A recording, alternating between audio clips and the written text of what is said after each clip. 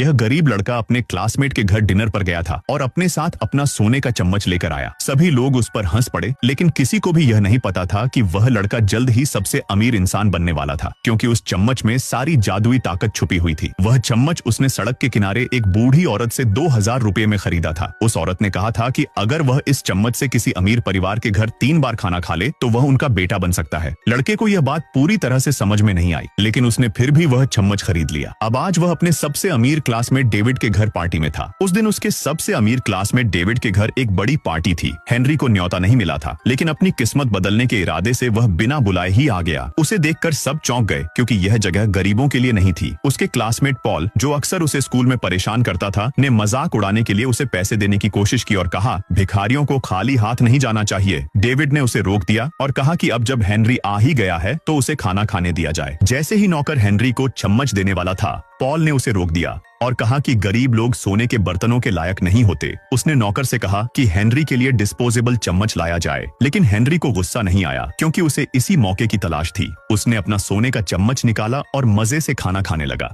अचानक उसने देखा कि उसका चम्मच चमकने लगा। उसी वक्त बूढ़ी औरत ने अपनी क्रिस्टल बॉल उठाई और जब उसने हेनरी को चम्मच इस्तेमाल करते देखा तो खुद से बुदबुदाई कि अब असली खेल शुरू होने वाला है। डेविड के घर दोबारा खाना खाने के लिए हेनरी ने जानबूझकर उसके करीब जाने की कोशिश की। वह उसकी असिस्ट मैनेजर